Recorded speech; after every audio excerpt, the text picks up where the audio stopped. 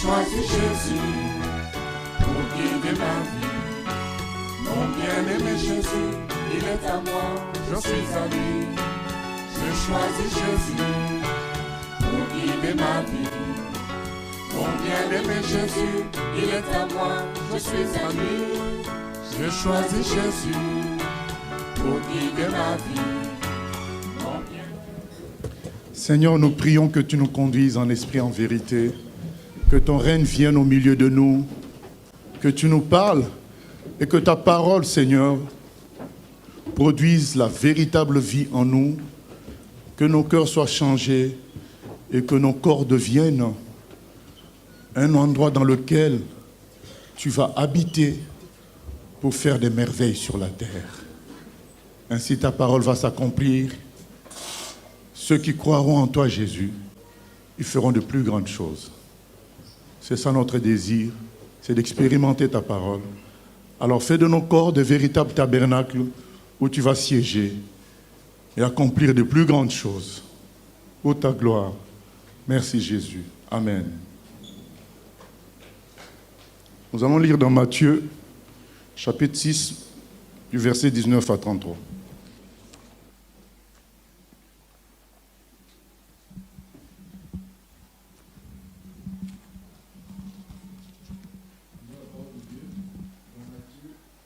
Chapitre 6, à partir du verset 19.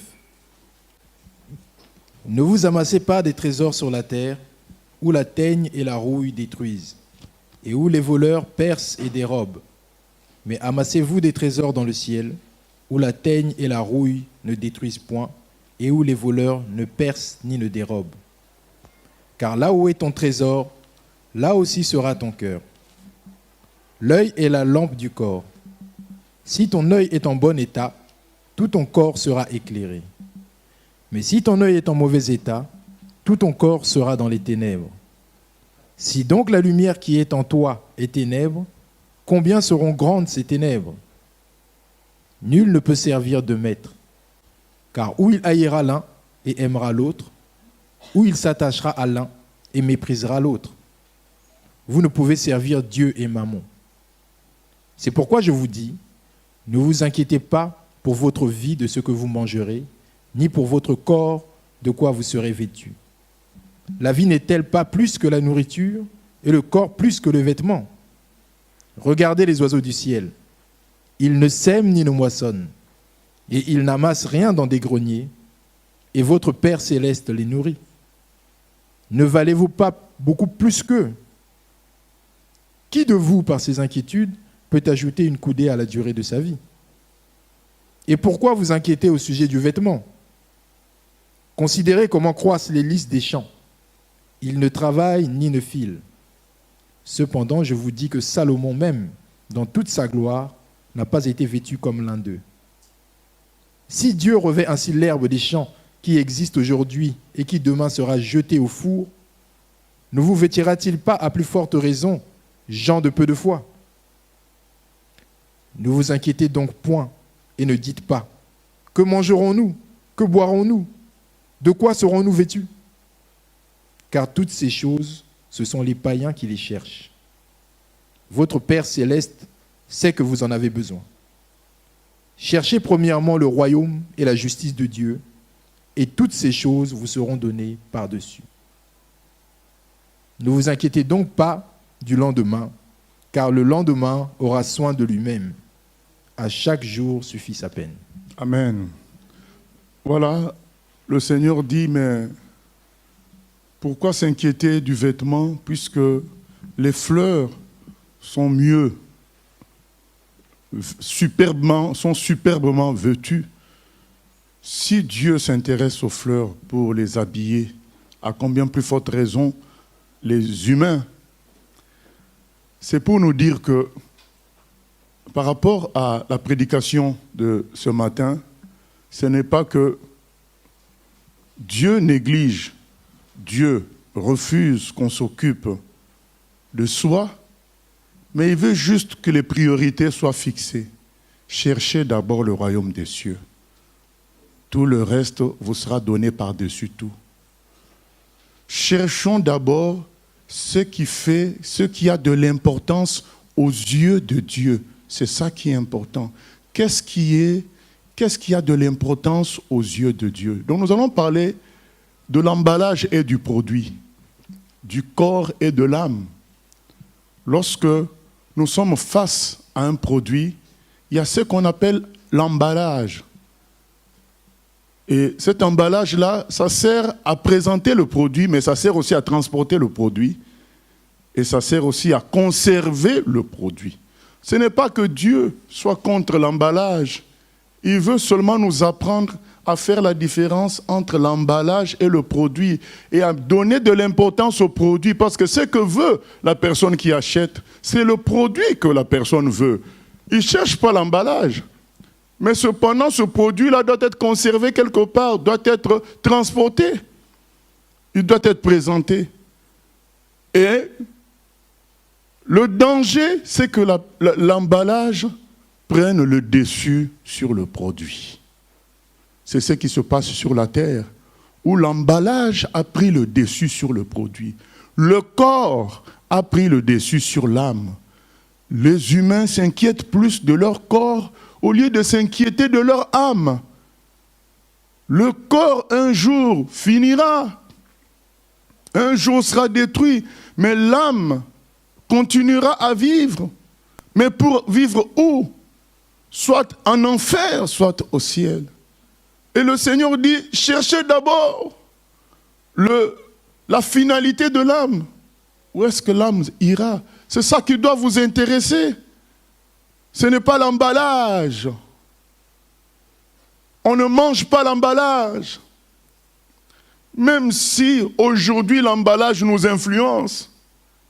Pourquoi l'emballage nous influence? Parce que la Bible dit dans 1 Jean 2, 15 à 16, notre problème, c'est qu'on a la convoitise des yeux. Ève a regardé le fruit dans le jardin d'Éden. Elle a trouvé que le fruit était beau. C'est ça qui l'a conduit à manger un fruit interdit qui a amené des malheurs sur la terre. C'est la convoitise des yeux, l'orgueil de la vie et la convoitise de la chair qui donnent de l'importance à l'emballage plus qu'à l'intérieur. Mais Dieu nous dit que c'est l'intérieur qui est important. Lisons Marc 8, 36. C'est l'intérieur qui est important. C'est l'âme qui est importante. Ce n'est pas l'emballage. Voilà l'enseignement d'aujourd'hui. Attention à l'emballage. Oui. Marc chapitre 8, verset 36. Et que sert-il à un homme de gagner tout le monde s'il perd son âme? Voilà. Que sert-il à un homme de gagner le monde entier, mais s'il perd son âme? Parce que qu'il le veuille ou pas, un jour, l'emballage, on l'ouvrira, bien aimé. Vous savez, il y a des choses qu'on a achetées, mais qu'on n'a pas encore ouvert. Et tant que tu n'as pas encore ouvert, de quoi tu te nourris? Tu te nourris de l'emballage. L'emballage est beau, il est excellent. Et l'emballage, ça peut être aussi la pub, parce que la définition, moi j'ai donné une définition rapide, mais la définition dans le milieu du marketing, c'est tous les éléments qui servent à la présentation, c'est ça l'emballage, à la présentation du produit, à sa conservation et à son transport. C'est ça l'emballage, économiquement parlant. C'est tous les éléments, ce n'est pas seulement le paquet, c'est aussi la pub que tu as regardée à la télé. Ça fait partie de l'emballage. Donc ça a servi à te présenter le produit. Combien de gens n'ont-ils pas acheté le produit parce qu'ils ont vu la pub à la télé ou bien sur un prospectus que le produit pouvait faire telle chose. Mais tant que tu n'as pas encore utilisé, tu vis encore de l'emballage. Mais il y aura un jour qu'on appelle le jour du jugement où le véritable produit sera jugé. Le jour où tu ouvriras l'emballage, c'est là. Quand tu vas essayer la marmite, quand tu vas essayer la casserole que tu as vue à la télé, quand tu vas essayer la voiture, c'est ce jour-là. Quand tu vas faire une longue distance, il y a des voitures, quand tu fais que les 10 km, 5 km, tu as l'impression que c'est la plus belle voiture. Mais quand tu vas faire maintenant 7 heures de route, c'est là que tu vas comprendre la réalité. Il y a un jour où on va goûter au produit. C'est le jour du jugement où on va dire, c'est vraiment un vrai produit ou pas. Ça va arriver. Mais le monde se concentre sur l'emballage. Jésus dit, mais à quoi ça sert d'avoir le plus grand emballage si l'intérieur c'est zéro? Je me souviens, dans mon pays d'origine, il y a une nourriture qu'on appelle une sorte de manioc chauffé au four, mis dans des feuilles, qu'on appelle chikwang. Donc on chauffe le manioc et puis on l'emballe, on met plusieurs feuilles. Maintenant, tu peux acheter un gros manioc comme ça, tu te dis, mais j'ai fait une bonne affaire. Mais quand tu commences à enlever les feuilles, ça ne finit pas. Et tu vas te retrouver avec un bout de nourriture comme ça, c'est-à-dire le vendeur t'a eu. Donc l'emballage était costaud, mais à l'intérieur, il n'y avait rien du tout. C'est ça la réalité. L'emballage peut nous tromper. Et Dieu nous dit aujourd'hui que tu te trompes toi-même avec ton emballage. Tu n'es qu'un emballage. Le corps n'est qu'un emballage. La réalité, c'est l'âme. Ce qui importe à Dieu, c'est l'âme. Où ira ton âme? Mais l'emballage a son temps de succès. A son temps où il impressionne, où il attire, où il fait vendre. Il y a toujours un jour où ce n'est plus l'emballage qui va fonctionner, c'est la réalité. Vous savez, quand on parle de produits allemands, on ne parle pas d'emballage. On parle de la réalité. C'est-à-dire la personne a utilisé pendant 30 ans et en parle. Mais quand on parle de certains produits qui passent à la télé-publicité, tout le monde va acheter. C'est vrai, ça va avoir un succès à cause de l'emballage, mais c'est pendant un temps, à cause de la pub, à cause des faux témoignages aussi. On peut toujours inventer des faux témoignages, maître. Ça fait partie de l'emballage. Pendant un temps, ça va avoir du succès, mais la réalité viendra toujours. Et ta vie que tu mènes, comme un emballage, tu vas avoir un temps, une certaine satisfaction personnelle. Mais le produit sortira un jour. Un jour, on verra bien que l'intérieur, c'était zéro. Alors Dieu nous dit, occupons-nous de l'intérieur, plus que de l'extérieur. Ce n'est pas que Dieu soit contre l'extérieur, parce que nous connaissons, il y a des gens spirituels qui vont en profiter pour ne plus se laver, qui vont en profiter pour ne plus manger ce qui est correct. Vous dites, mais non, mais ça c'est l'emballage. Ah non! L'emballage est important, mais sauf qu'il est moins important que le produit. C'est ce qu'on veut dire. Qu'un stylo soit costaud dans son corps, ce n'est pas mauvais, mais s'il n'écrit pas, quand tu veux écrire, on te donne rapidement un numéro de téléphone, tu prends ton stylo qui est bien costaud, bien doré, tu veux écrire, ça n'écrit pas. À quoi ça sert le stylo? Ça ne sert à rien. C'est que nos enfants, quand ils font la technologie, on appelle la fonction d'usage. C'est pourquoi le produit est fait. Le stylo, il est fait pour écrire. Il n'est pas fait pour, embellir ta veste. Il est fait pour écrire. Mais qu'il soit solide et qu'il soit beau, on n'est pas contre. Mais si il est solide, il est beau, tu écris le premier jour, le deuxième jour, ça n'écrit plus. Ce n'est plus un stylo. Donc ce n'est plus un stylo, c'est autre chose. Donc dans le domaine des stylos, ça va être recalé. On va dire que ce n'est pas un vrai stylo, parce que ça n'écrit pas. Et Dieu a créé l'homme à son image. Quand il trouve que l'homme n'est pas à son image, il dit ce n'est pas un vrai homme, c'est un animal. C'est ce qui est écrit dans la Bible. Les hommes sans Dieu sont des hommes animaux parce qu'ils ne sont pas à l'image de Dieu. Et Dieu va te regarder et va dire, mais ça, ce n'est pas un homme, c'est un animal. Tu es écarté. Et ce n'est pas moi qui le dis, c'est écrit. Dans 1 Corinthiens 2, les gens qui sont sans Dieu sont des hommes naturels, des hommes animaux, parce qu'ils ne sont pas à l'image de Dieu. Ils ont le corps d'homme, mais l'intérieur n'est pas l'intérieur d'homme. C'est un intérieur qui n'est pas selon Dieu. Et c'est ce qu'on retrouve à gauche, à droite.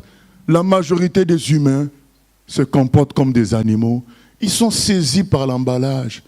Et le diable se moque d'eux. Vous savez, quand on était jeune, il y avait des modes. Après, ces modes sont passés. Aujourd'hui, c'est revenu. Aujourd'hui, il y a des gens qui eux-mêmes, ça s'appelle quoi? Ils mettent une teinture sur leur barbe pour que ça devienne blanc. Alors que, il fut un temps, quand tu avais la barbe blanche, c'est synonyme de vieillesse. Aujourd'hui, il y a des gens qui mettent une teinture sur la barbe pour que ça devienne... Tu vois, un jeune de 19 ans, il a un coin blanc là. Tu te dis, mais comment il a... Non, c'est lui-même qui s'est mis tout seul. Et quand les démons voient ça, ils disent, mais les hommes sont rigolos. Donc aujourd'hui, on leur fixe tel mode, ils prennent. Mais c'est vrai. Même les démons se moquent de nous. Ils disent, mais ils sont rigolos les hommes. Avant, on leur avait fixé la mode d'avoir une police. Ils étaient tombés dans le piège. Maintenant, c'est la barbe blanche. Ils sont contents. Même les démons sont surpris. Avant, c'était les pantalons pattes d'éléphant. Tout le monde est là, pattes d'éléphant. Et aujourd'hui, c'est les pantalons courts. Tout le monde est là. Encore. Mais ils sont, dans le monde spirituel, ils sont étonnés de la bêtise humaine. Je vois des gens, des collaborateurs, quand je travaillais encore, des collaborateurs, quelqu'un qui travaille, il a un pantalon, mais sans ceinture, de sorte qu'on voit son sous-vêtement. Moi je dis, mais c'est pas possible. Mais à quoi sert le pantalon? À quoi sert? Et les démons, quand ils voient ça, ils disent, oh là là là là, l'homme n'est qu'un emballage. C'est rien du tout. À quoi sert? Et un jour, le sous-vêtement était troué. Moi, j'ai dit, voilà. Voilà. Donc, tu te permets de mettre un pantalon, laisser taille basse, toi, tu qui es un enseignant, et puis finalement, le sous-vêtement est troué. Non, c'est la bêtise humaine. Si nous ne faisons pas attention, nous allons vivre en emballage. Et vous savez qu'est-ce qu'on fait de l'emballage? Tôt ou tard, on le jette. Tôt ou tard, même le plus bel emballage, on va le garder pendant un temps, mais un jour, il n'y aura pas de la place dans la maison. Ça va aller à la poubelle. Ça va aller à la poubelle parce que tu n'as plus de place. Et c'est pourquoi, tôt ou tard, Dieu jettera les humains emballages. Des gens qui ont oublié que ce que Dieu attend, c'est la prospérité de l'âme. Ce n'est pas la prospérité. La prospérité du corps n'est pas un objectif en soi. Le corps est prospère pour porter l'âme et que l'âme fasse la volonté de Dieu. C'est ça. Dieu n'est pas contre la prospérité du corps. Mais il veut juste nous dire que le but, c'est que le corps porte l'âme et que l'âme fasse le boulot. C'est pourquoi, qu'est-ce qui est écrit dans 3 Jean 2? Lisons tous. On va prendre le temps que tous nous puissions arriver à 3 Jean 2. Avant que le diacre lise, que nous tous nous trouvions, parce qu'on va croire que c'est peut-être notre Bible. 3 Jean 2.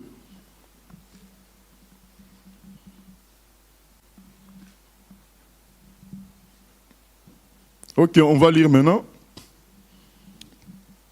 Lisons la parole de Dieu dans le 3e épître de Jean, au verset 2.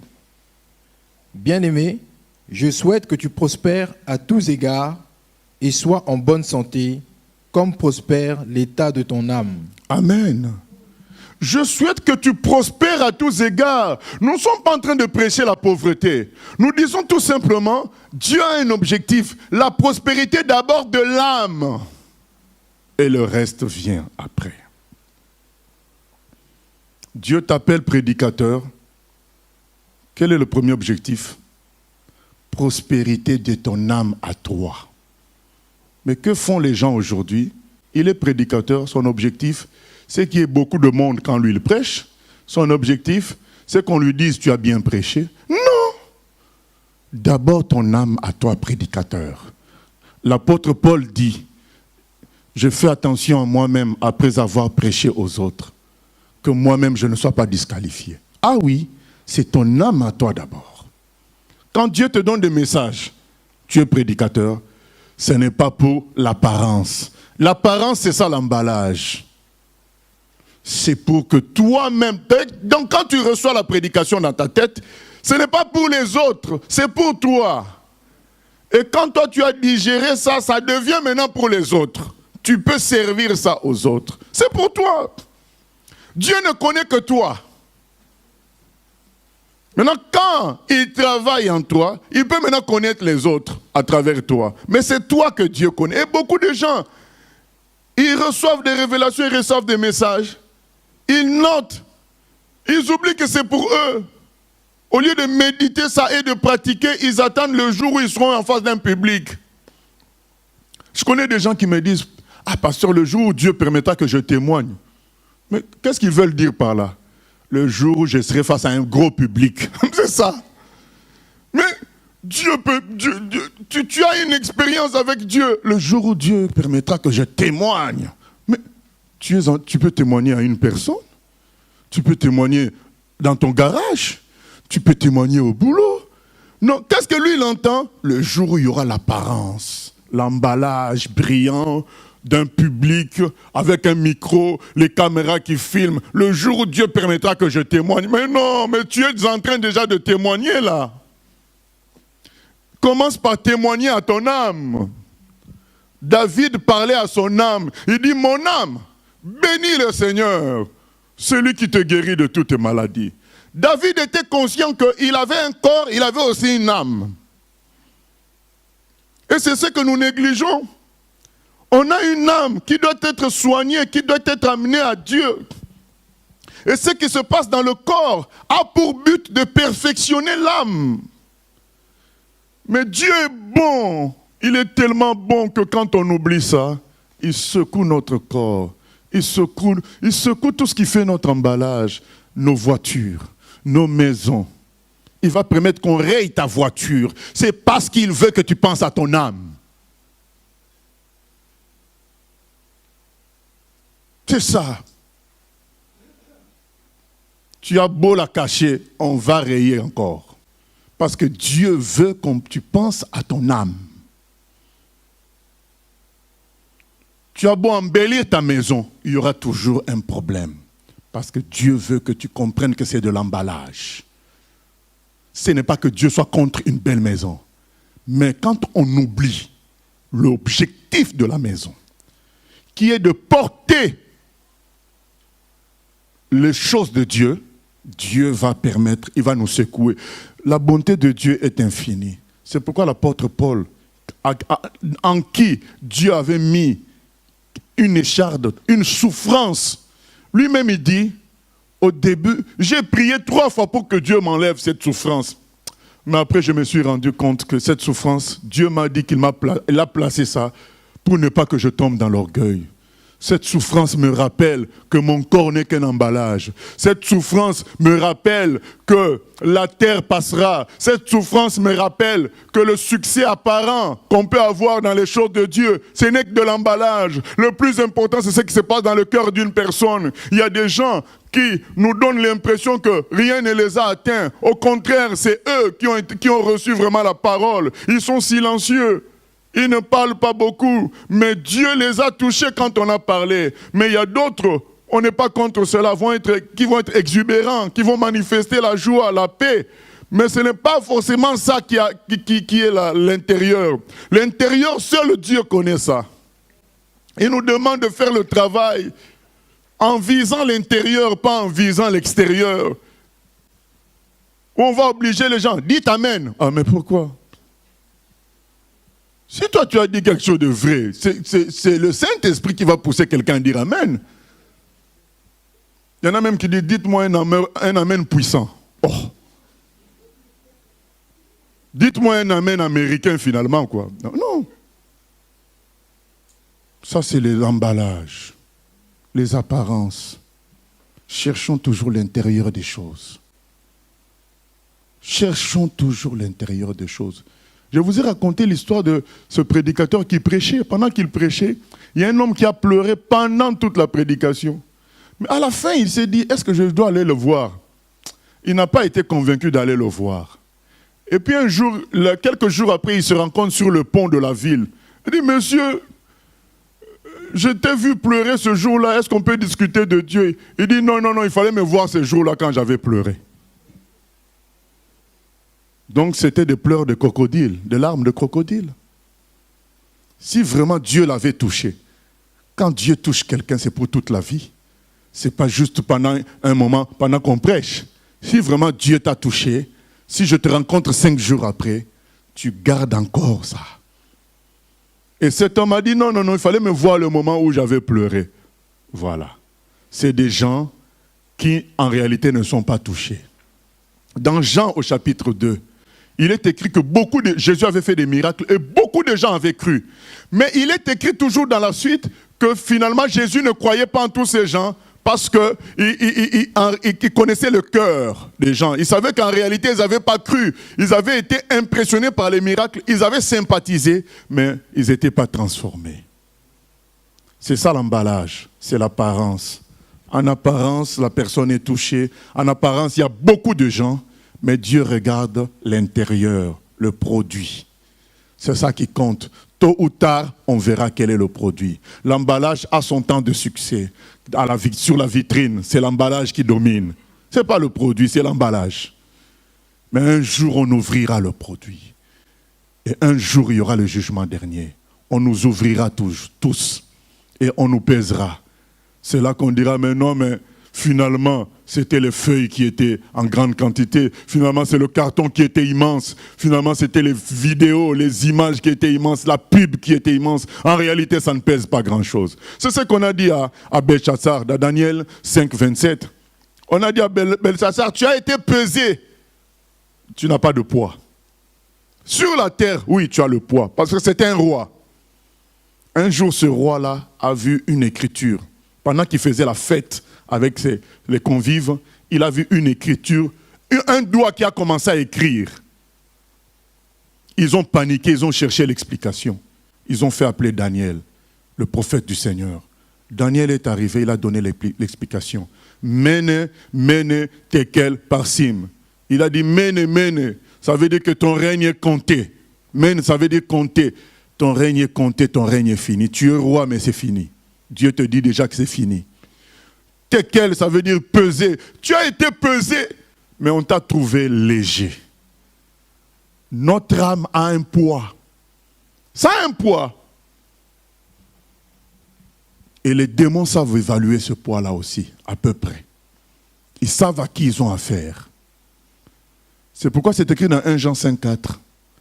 La foi, c'est la foi qui triomphe de ce monde. Les démons ne peuvent pas faire le poids face à une âme qui a foi en Dieu. Ils sentent ça. Que là, il y a le roc. Ils préfèrent fuir. Mais il y a toujours des courageux qui vont oser. Mais la foi en Jésus, la véritable âme accrochée à Jésus va faire toujours la différence. Tu as été pesé. On n'a trouvé en toi aucun poids. Lorsqu'on voit en toi l'attraction pour les choses de la terre, la dépendance à l'argent, la dépendance aux félicitations, la dépendance au nombre, les démons sont contents. Ils disent, ah, on sait comment on va l'avoir. Il suffit qu'on lui envoie 1000 personnes. On l'a eu.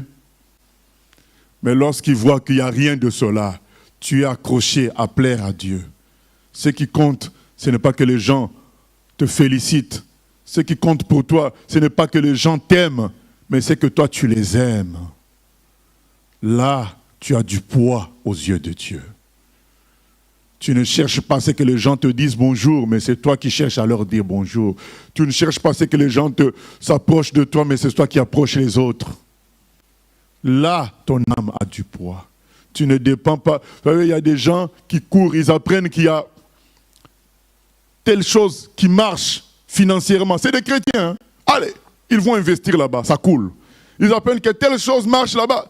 Ils courent après l'argent. Mais non, il est écrit, cherchez d'abord le royaume des cieux, c'est l'argent qui nous suivra. Et tout le reste vous sera donné par-dessus tout. On n'a pas à courir, même quand on apprend à gauche, à droite, non. Notre Dieu est tout puissant pour nous faire parvenir les richesses. Il nous ouvrira des portes.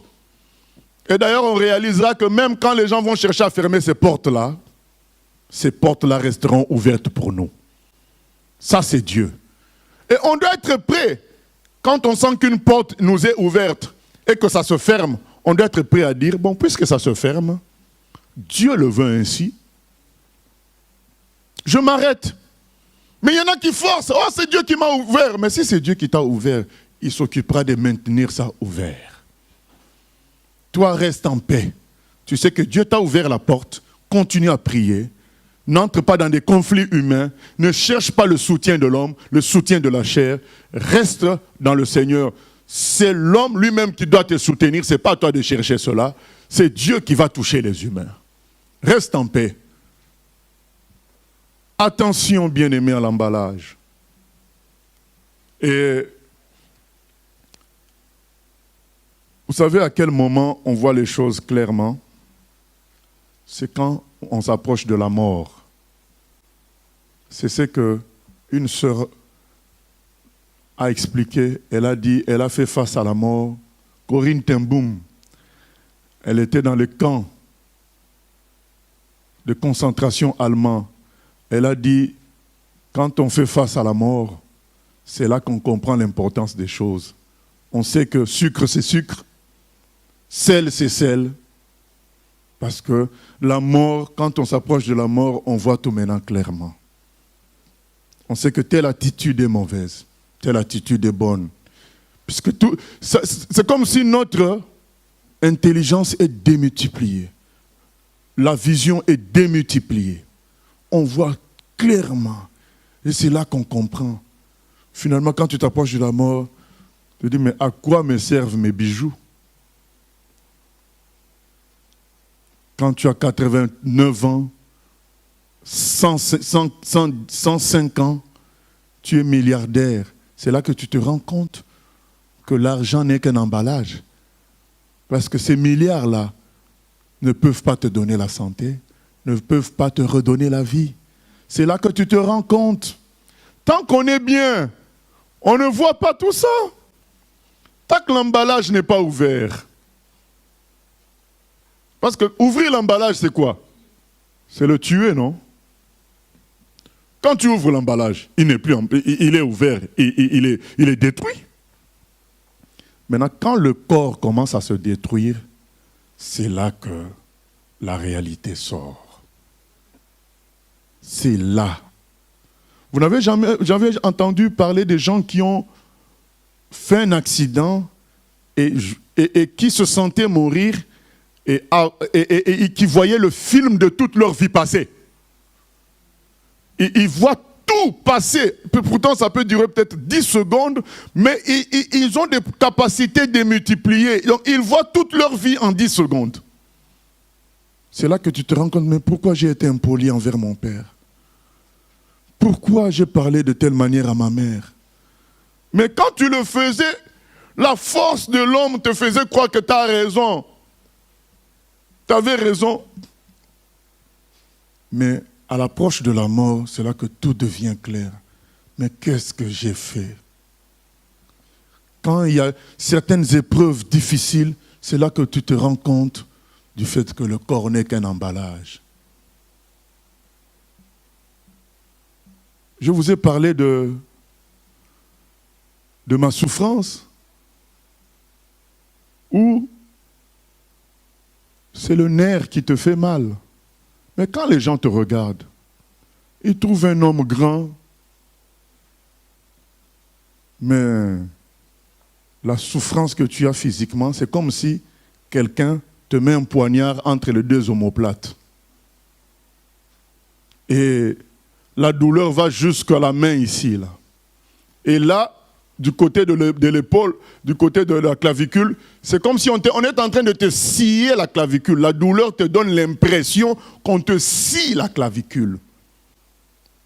Tu as la scie ici, le poignard entre les deux omoplates. Mais si quelqu'un te regarde physiquement, il ne voit pas ça.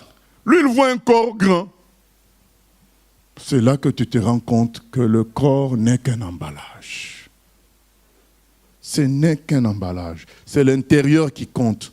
Vous voyez, un nerf, c'est un fil qui est très fin. Mais ce fil-là qui est très fin arrive à déranger tout un corps comme le mien et à le paralyser. C'est là que tu te rends compte que c'est l'intérieur. Tout ça, c'est des messages que Dieu nous envoie pour nous dire « Occupez-vous de votre âme ». Le corps ne sert à rien. Le corps doit servir à porter suffisamment l'âme pour que l'âme fasse le boulot de Dieu.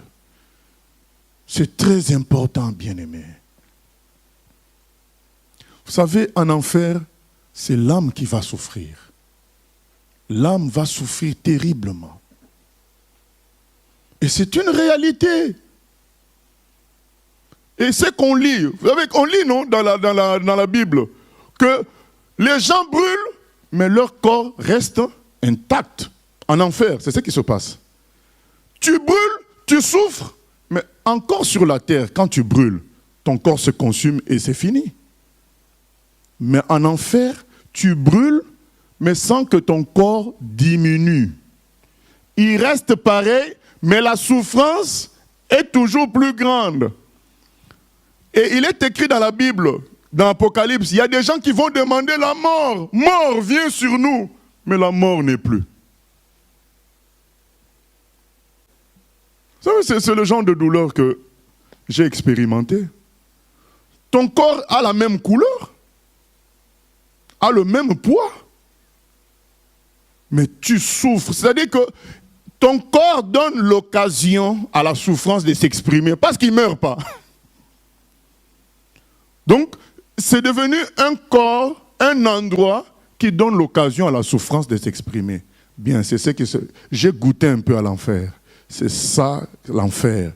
C'est-à-dire que ton corps est toujours là, il ne meurt pas, et il donne de l'espace à la souffrance de s'exprimer. Tu désires la mort ne vient pas. Le corps est toujours là. C'est ça la réalité. L'enveloppe du corps.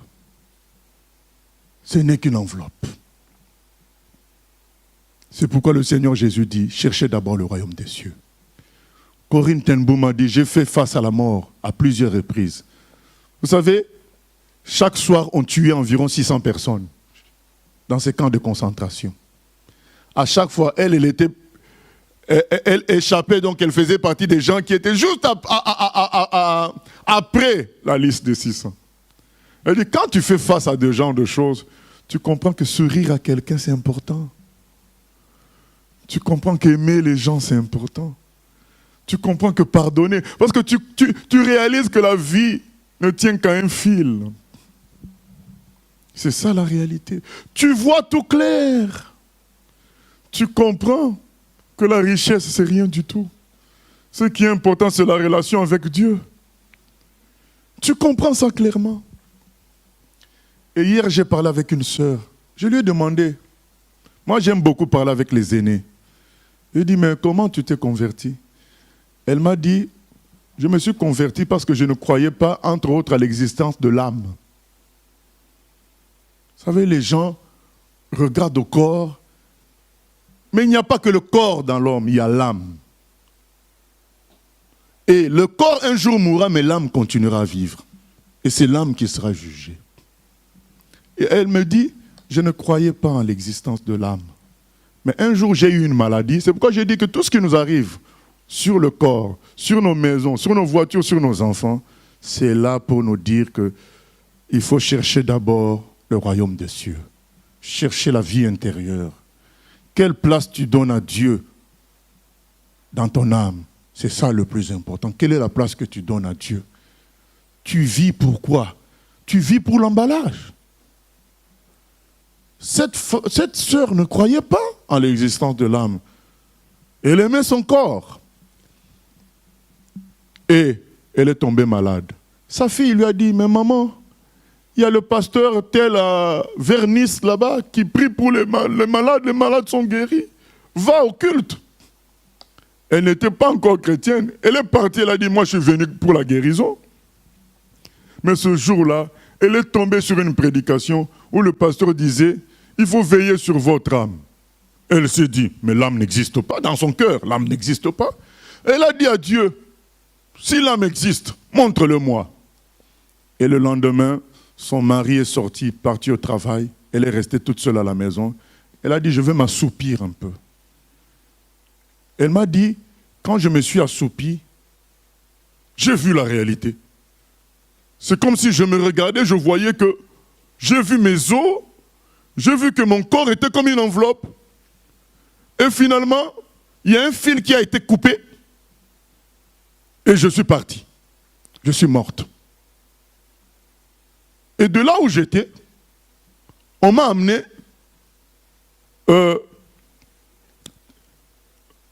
dans un endroit où j'entendais les gens crier. Je ne suis pas entré, mais j'entendais les gens crier. Ils criaient de douleur. C'était horrible. J'ai dit à la personne qui était en face de moi, je n'ai pas vu clairement Jésus, mais j'ai dit à la personne, je ne veux pas aller là-bas. Et on m'a amené dans un autre endroit. Là où c'était la joie, la paix. Et elle a dit, c'est là que j'ai compris l'existence de l'âme. Parce que mon corps était resté, mais moi j'étais parti. Elle a dit, mais quand on m'a ramené dans mon corps, mais c'est un choc. Ça a été un choc. À partir de là, j'ai compris que l'âme existait. Et un jour, là, ce n'était pas encore la conversion. Elle a compris que l'âme existait. Et un jour, elle a regardé le film sur Jésus. Elle a compris que Jésus-Christ était mort pour nos péchés, afin que nous ayons un paradis. Elle a compris qu'elle avait des péchés. Elle a demandé pardon. Vous savez, il y a des gens qui n'ont pas encore compris que c'est des pécheurs. Parce qu'ils font le bien à gauche, à droite. Ça, ce n'est que de l'apparence, c'est l'enveloppe. Ce n'est pas parce que tu fais du bien aux gens que tu n'as pas de péché. Le fait que notre corps se détériore et qu'on meurt un jour, c'est la preuve qu'on a des péchés. Ce n'est pas parce que les gens qui sont autour de toi sont plus mauvais que toi tu n'as pas de péché. Ce n'est pas eux l'unité de mesure. L'unité de mesure, c'est Dieu lui-même. Et devant Dieu, c'est écrit dans Romains 3, 23, tous ont péché, tout le monde. Tous ont péché. La preuve, c'est notre vieillissement. La preuve, c'est les maladies. La preuve, c'est la mort. Tous ont péché et sont privés de la gloire de Dieu. Et quand elle a regardé le film, elle a compris que Jésus était mort pour elle. Elle s'est repentie. Elle est devenue une nouvelle personne. Bien-aimé, quelle place tu donnes à ton âme dans ta façon d'exister, dans ta façon de vivre? Quelle place tu donnes à l'âme? Le corps périra, mais l'âme continuera. Redonne de l'importance à ton âme. Il faut que ton âme soit sauvée. Ce n'est point. Vous savez, je cite quelques aspects de l'emballage.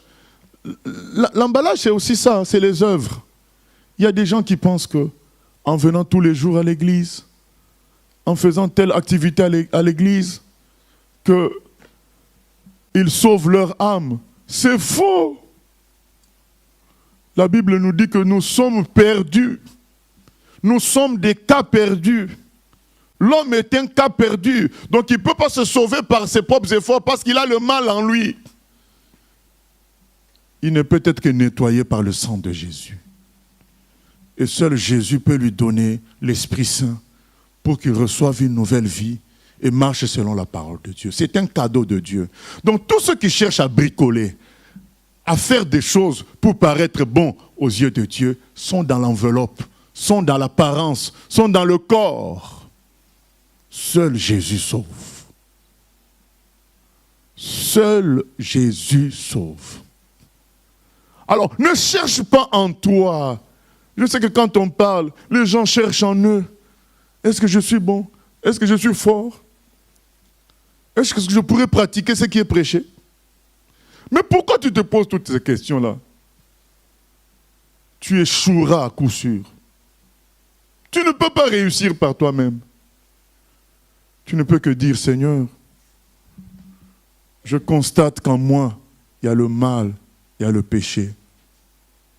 Et je sais que tu n'es pas d'accord avec ça. Aie pitié de moi et sauve-moi.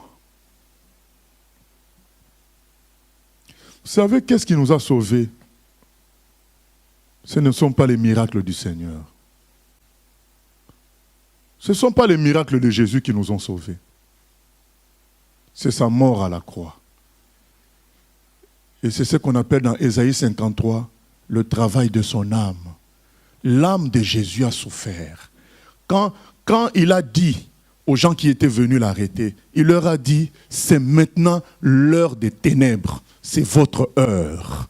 À partir de ce moment-là, l'âme de Jésus a commencé à souffrir. Maintenant, c'était pourquoi cette souffrance-là? C'était parce qu'il prenait nos péchés. Son âme a commencé à souffrir. Et à la croix, ça a été le sommet. Crucifié. Mais c'est comme ça qu'il a arraché notre salut. Alors pourquoi tu veux faire des efforts personnels? Abandonne ta vie au Seigneur. Le Seigneur a déjà travaillé pour toi à la croix. Il a travaillé pour toi à la croix. Mais il y a une condition. C'est qu'on mette la priorité. Cherchez d'abord le royaume des cieux. Mettre la priorité sur la vie de l'âme. C'est ça la condition. On ne dit pas qu'il faut négliger le corps. Mais mettre la priorité sur la vie de l'âme. Et 3 Jean 2 nous assure que si notre âme prospère, notre corps va prospérer aussi. Et nous prospérerons à tous égards. Nous assure 3 Jean 2. Mais mets la priorité sur l'âme. Est-ce que ton âme est en accord avec Dieu? Sois sincère. Dis-lui que ça ne va pas. J'ai beau faire des prières, j'ai beau faire des choses, ça ne va pas. Seigneur, sauve-moi. Aide-moi. Aide-moi. Tu dis, Seigneur, aide-moi, je suis bien avec toi. Avec toi, je suis dans la joie. Comment vous pouvez expliquer que quelqu'un qui est en prison, comme Esther Gulshan, quand on l'a emprisonnée, quand elle était vivante, quand elle était plutôt chez son papa, dans sa famille, elle avait 20 domestiques. 20 domestiques. Sa maison était un jardin extraordinaire. Avait un jardin extraordinaire avec tous les fruits. Elle ne savait pas comment on lavait les assiettes. Mais son corps était paralysé. Son corps était malade. Depuis presque quelques mois après sa naissance, elle a eu une maladie, ça a atrophié ses membres. Donc elle était sur fauteuil roulant, on devait la laver et faire tout pour elle. Mais elle était dans une famille riche, avec un beau jardin, 20 domestiques. Alors quand Dieu donne, quand il n'y a pas la prospérité du corps comme ça, c'est un message de Dieu pour chaque humain. C'est pour dire, occupe-toi des choses de l'intérieur. Occupe-toi des choses de l'âme. Mais les gens ne saisissent pas le message. C'est comme je disais à une sœur, je dis, mais je comprends pourquoi beaucoup d'humains ne saisissent pas le message. Parce que quand on subit une maladie, au début, on a le choc. Et ce choc-là commence à nous faire venir vers Dieu. Mais après, il y a des calmants, il y a des stratégies, il y a des comprimés qui arrivent à finalement nous donner une certaine vie qu'on accepte et on oublie Dieu à nouveau. Alors qu'en réalité, on n'a pas la guérison. Cette fille-là avait 20 domestiques. Elle avait toute sa famille, elle avait une richesse extraordinaire. Mais elle n'a pas voulu de l'emballage. Tout ça, c'était de l'emballage. Les vins domestiques, le beau jardin, les gros comptes bancaires. Elle n'a pas voulu de ça. Elle voulait la guérison. Elle voulait avoir un corps normal. Et en voulant avoir ce corps normal, elle a cherché Dieu. Voilà. Ça fait mal de voir que malgré les maladies qui ont cours aujourd'hui, et il n'y a pas de solution. Moi, j'ai fait des tours à l'hôpital. Il y a des queues, la queue pour rencontrer les médecins. Ça veut dire qu'il n'y a pas de solution. Il n'y a pas de solution. Il n'y a que des médicaments palliatifs. C'est des calmants, il n'y a pas de guérison.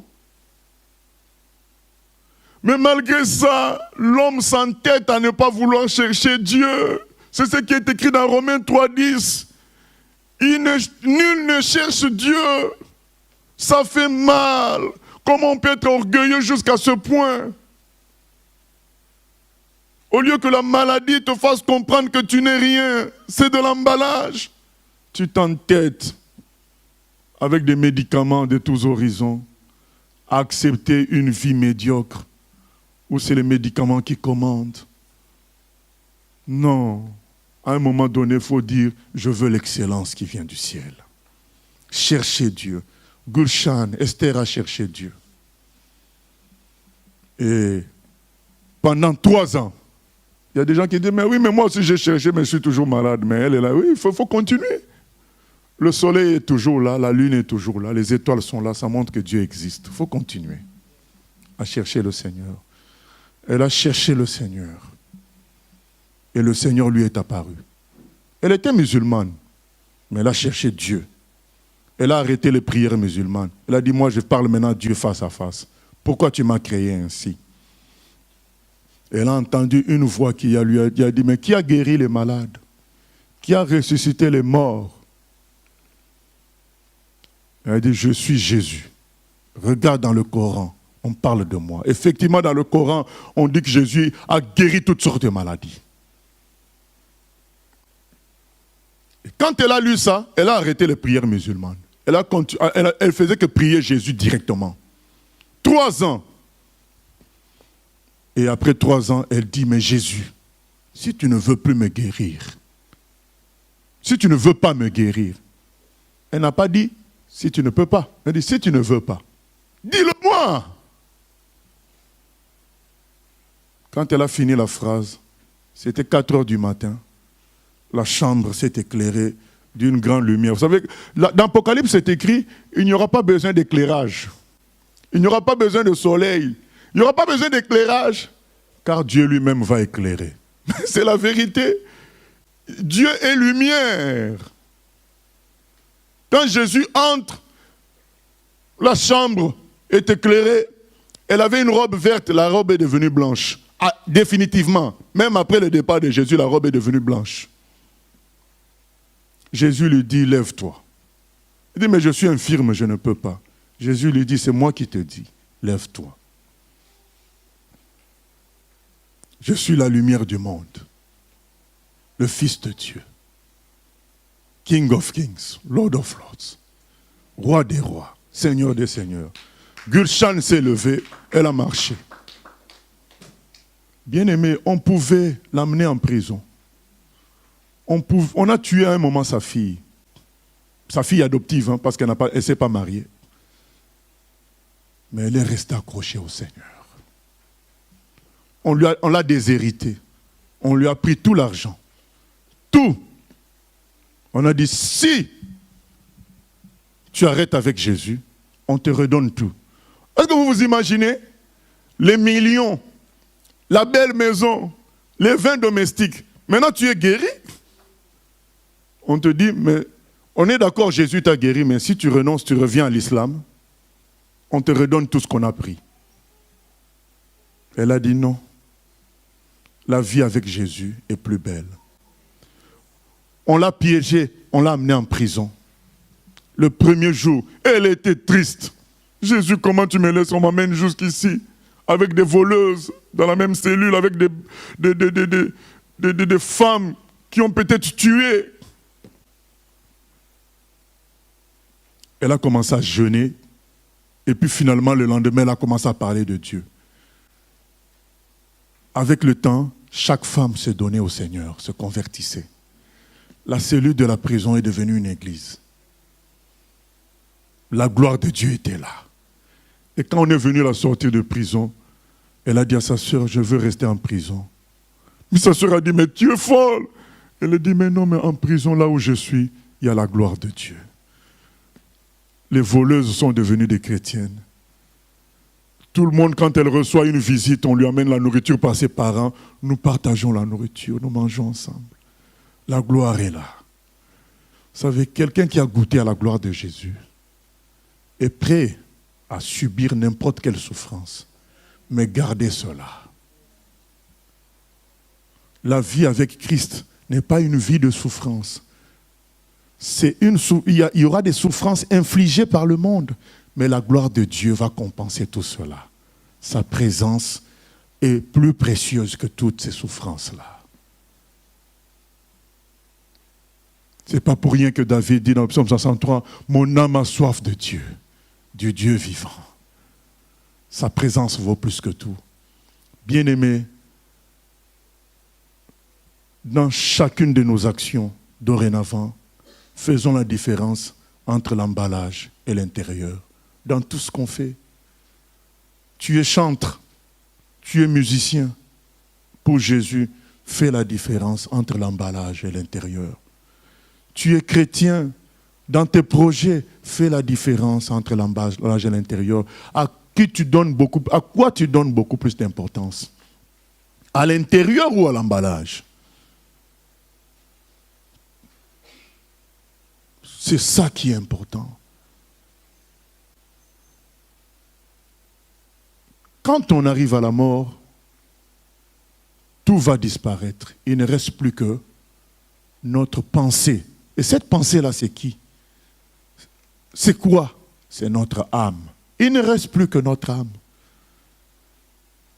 Et notre âme vit par la foi. C'est la foi en Dieu. Nous allons clôturer avec ce verset dans 2 Timothée 4,7. 2 Timothée 4,7. L'apôtre Paul arrive à la fin de sa vie. Il arrive à la fin de sa vie. Qu'est-ce qu'il nous dit? Quand il dit qu'il va être offert en libation, libation c'est le liquide qu'on met à la fin pour clôturer un sacrifice. Donc toute sa vie a été au service de Jésus. Maintenant, c'est sa vie même qui doit partir. C'est ça la libation. Oui, Diacre. Lisons la parole dans 2 Timothée chapitre 4, verset 7. « J'ai combattu le bon combat, j'ai achevé la course, j'ai gardé la foi. » Amen. Il dit, j'ai combattu le bon combat, j'ai achevé la course, j'ai gardé la foi. Quand on arrive à la fin de sa vie, il ne nous reste qu'une seule chose. Soit on a la foi, soit on ne l'a pas. Est-ce qu'on comprend? Donc quand on va arriver à la fin, une seule chose va rester. Soit on a la foi en Jésus, soit on ne l'a pas. Il faut comprendre qu'on peut avoir la foi en beaucoup d'autres choses. Quand quelqu'un saute à l'élastique, il a la foi, non? Vous savez, le truc là, ça s'appelle en anglais wingsuit. Une sorte de costume qui fait comme des ailes. Les gens sautent à partir d'une montagne, ils sautent à partir d'une falaise. Ils ont une combinaison, une sorte de costume avec des ailes. Pour faire ça, il faut avoir la foi, non? Mais ce n'est pas la foi en Jésus. C'est la foi en soi-même. Il faut comprendre que la foi en d'autres choses peut donner aussi une certaine énergie, une certaine détermination. Il ne faut pas croire qu'il n'y a que la foi en Dieu qui existe. On peut croire en soi-même. Mais la différence, c'est que ça finira mal. C'est du faux emballage. Ça te donne de la force. Ça se vend. D'accord. Mais ça finira où? À être déchiré pour qu'on examine le produit. Les gens là qui font les wingsuits, ils finissent où? Ils finissent où? Sur la falaise. Hein? Un jour ou l'autre, Ils finissent sur la falaise, morts. Et il y a même des courageux qui font ça avec leurs femmes. Et ça finit où un meurt, l'autre reste vivant. Ils ont inventé toutes sortes de choses. Vous savez, il y en a qui descendent les falaises, les montagnes avec des vélos, sur des vélos. Ça s'appelle quelque chose avec rider à la fin. Mais ils finissent où? Dans le tombeau. Mais ils avaient le courage. On peut avoir le courage dans la bêtise. Mais c'est de l'emballage. Un jour, on ouvrira l'emballage, on regardera. Les juges du ciel vont regarder, vont dire, mais qu'est-ce qu'il y a? Mais c'est rien du tout, il avait foi en lui-même. Allez, en enfer. On va regarder. Il pèse combien? 20 grammes. Ah, il faut me donner l'apparence de 3 kilos. Allez. Donc c'était quoi alors? C'était l'emballage. La foi que tu as en toi-même, à l'approche de la mort, ça va partir. Et il te restera quoi? Rien du tout. Mais quand quelqu'un a foi en Jésus, quand la mort vient, Jésus a dit quoi? J'ai vaincu la mort. Je suis ressuscité. Quand la mort vient, une telle personne se sent partir auprès de son papa au ciel, habiter là-bas. C'est ça qui va lui rester. Paul a dit, j'ai combattu le bon combat. Vous savez, Paul fait partie des serviteurs les plus importants de Dieu depuis que l'humanité existe. Mais quand il parle là, il ne dit pas que j'ai fait des exploits. Il ne dit pas qu'il a bâti des églises, qu'il a converti beaucoup d'âmes, qu'il a fait beaucoup de guérisons. Il dit, j'ai gardé la foi. Tout ça va être oublié. Parce que tu es seul face à Dieu. Face à Dieu, c'est ton âme qui va peser ou pas. Ce n'est pas les exploits que tu aurais fait, convertir les âmes, guérir, faire du bien aux pauvres, comme certains qui pensent que Mère Thérèse a été au ciel. Elle n'est pas au ciel, elle n'a pas cru en Jésus. Ce n'est pas tout ça qui compte. Ce qui soutient ton âme, ce n'est pas la bienfaisance, c'est la foi en Jésus. Car Jésus seul est mort à la croix en prenant tes péchés. Si tu ne crois pas en lui, tu n'es pas sauvé. Ce n'est pas ton bon comportement qui va te sauver. Ça n'a pas de poids. Ce qui a de poids, c'est la foi en Jésus. Et quand tu as la foi en Jésus, Jésus te donnera par sa puissance le bon comportement. Ce jour-là, tu es pesé. Ton âme est pesée. Et l'apôtre a dit, j'ai combattu le bon combat, j'ai gardé la foi. Bien-aimé, qu'on te prenne tout, mais garde la foi en Jésus. Qu'on te prenne le boulot, qu'on te prenne le boulot, qu'on te prenne ta maison, qu'on te prenne ta voiture, qu'elle tombe en panne, garde ta foi en Jésus. Par ta foi en Jésus, tu peux tout reconstituer. Tu peux tout reconstituer. Prions que le Seigneur nous donne de savoir poser nos priorités. La priorité, c'est l'âme. Où est ton âme aujourd'hui? Si ton âme n'est pas encore avec Jésus, nous allons prier. Dis à Jésus, sauve-moi. Je suis perdu. J'ai besoin de ton aide. Prends le contrôle de mon âme et fais de moi ton serviteur, ta servante.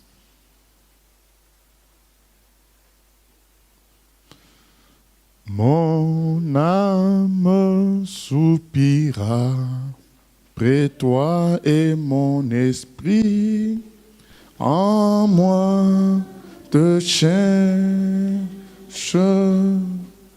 Toi seul est le désir de mon cœur et je vis pour t'adorer. Oh mon âme, Mon âme soupira près toi et mon esprit en moi te Toi seul, Toi seul est le désir de mon cœur et je vis pour t'adorer. mon Dieu, tu es. Tu es mon bouclier, ma force, le roc sur qui j'ai fondé ma vie. Toi seul, Toi seul est le désir de mon cœur et je vis pour t'adorer. Seigneur, merci d'accomplir ton travail dans le cœur de chacun, Seigneur. Nous savons qu'à la croix, tu as déjà travaillé pour que chaque âme soit sauvée. Aujourd'hui, nous voulons vivre le bénéfice de cela. Que ta parole, Seigneur, ne retourne point à toi sans atteindre le fond du cœur et apporter une décision de changement radical dans la vie de tous ceux qui ont écouté, entendu, que ce soit ici sur place, que ce soit par Internet, Seigneur. Que chacun se rende compte que ce ne sont pas les biens de la terre qui vont nous sauver. Ce ne sont pas nos œuvres, nos activités, mais c'est notre relation avec toi. Quelle place nous te donnons dans notre âme? Est-ce que notre âme a été prise sous ton contrôle ou c'est nous-mêmes qui gérons notre vie? Seigneur, nous voulons travailler afin que notre âme puisse fonctionner avec toi à 100%.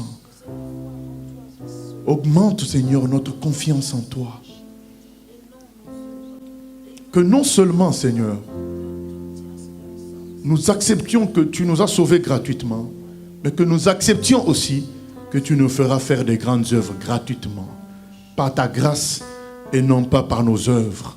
Seigneur, que nous te fassions confiance. C'est toi qui touches les âmes, Seigneur.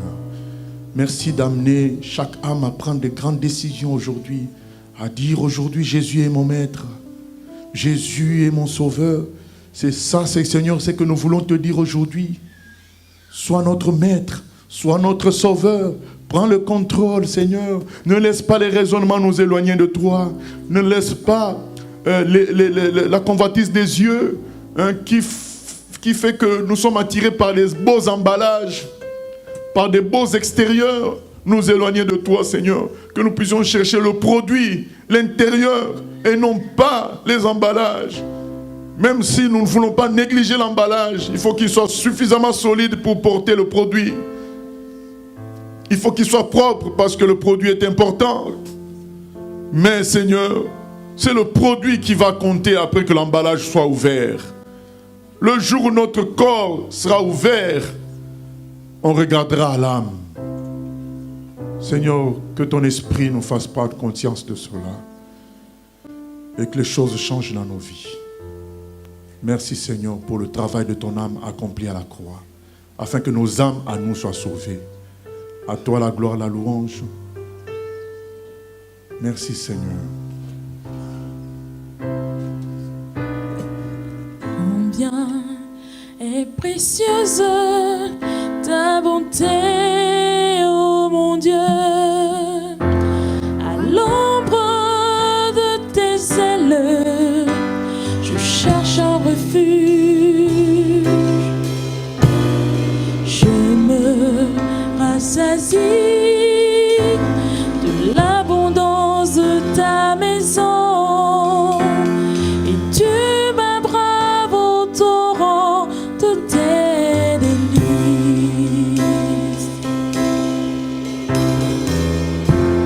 Auprès de toi est la source de la vie. Par ta lumière, nous voyons la lumière.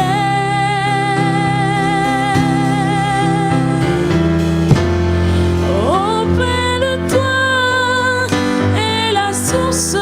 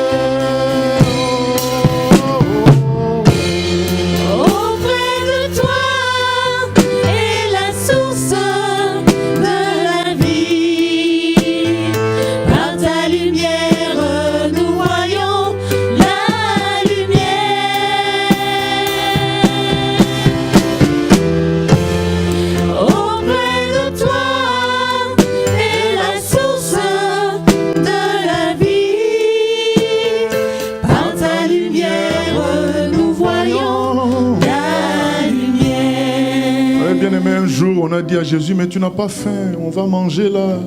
Jésus a dit, j'ai à manger une autre nourriture. Mais c'est quoi? Il a dit, ma nourriture, c'est de faire la volonté de mon Père. Vous savez, l'âme aussi a une nourriture. L'âme aussi a une nourriture. Il y a la vie de l'âme, ça existe. Où tu as tout autour de toi, mais ça ne te dit rien. Parce que tu es auprès du Seigneur. Auprès de toi, il y a la source de la vie. Tu es heureux comme ça. Les gens vont te traiter de fou. Mais ton diplôme, qu'est-ce que tu en fais? Ton intelligence, qu'est-ce que tu en fais? Ta beauté. Je dis, mais non, je suis bien avec le Seigneur. Le Seigneur s'occupe. Il me conduit dans les verts pâturages. On va rechanter combien est précieuse. Ensemble. Combien est précieuse ta bonté, ô mon Dieu, à l'ombre de tes ailes, je cherche un refuge. C'est vrai, Seigneur. Rassasie de l'abondance de ta maison, et tu m'abreuves au torrent de tes délices. Auprès de toi est la source de la vie. Par ta lumière, nous voyons la lumière.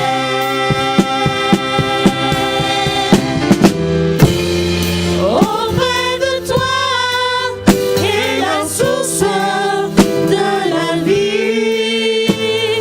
Par ta lumière, nous voyons la lumière. Et dans ta bonté, sur ceux qui te connaissent, et ta justice sur ceux dont le cœur est droit. Que le pied de l'orgueil ne m'atteigne pas, et que la main des méchants ne me fasse pas fuir. Amen. Auprès de toi est la source de la vie. Par ta lumière, nous voyons la lumière.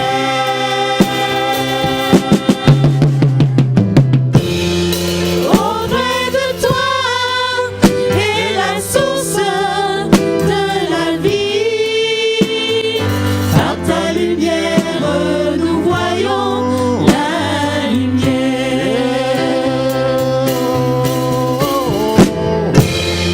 Auprès de toi est la source de la vie. Par ta lumière, nous voyons la lumière.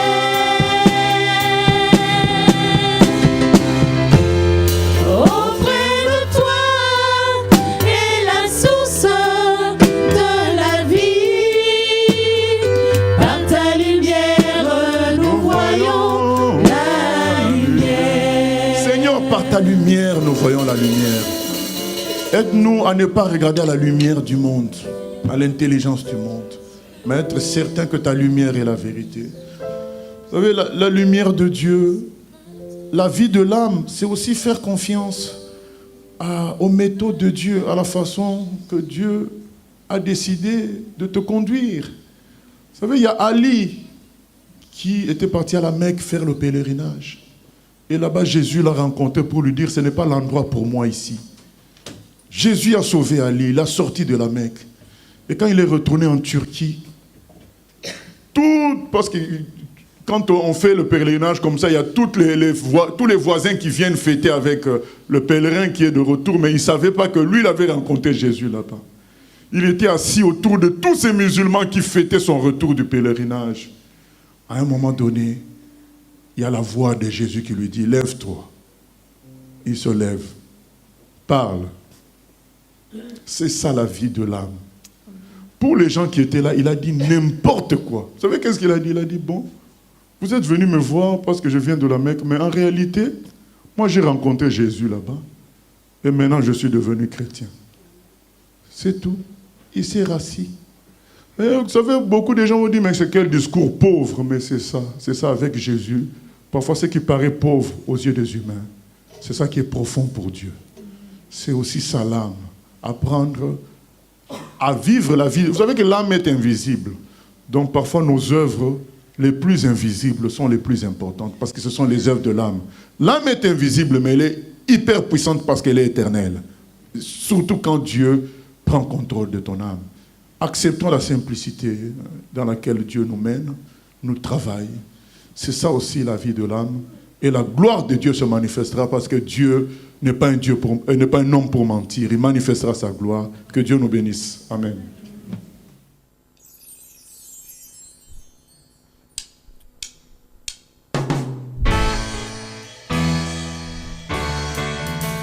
J'ai choisi Jésus pour guider ma vie. Mon bien-aimé Jésus, il est à moi, je suis à lui. J'ai choisi Jésus pour guider ma vie. Mon bien-aimé Jésus, il est à moi, je suis à lui. J'ai choisi Jésus pour guider ma vie. Mon bien-aimé Jésus, il est à moi, je suis à lui. J'ai choisi Jésus pour guider ma vie. Mon bien-aimé Jésus, il est à moi, je suis à lui. En marchant dans les chemins, dans les rues, observant tous les passants, chacun suit.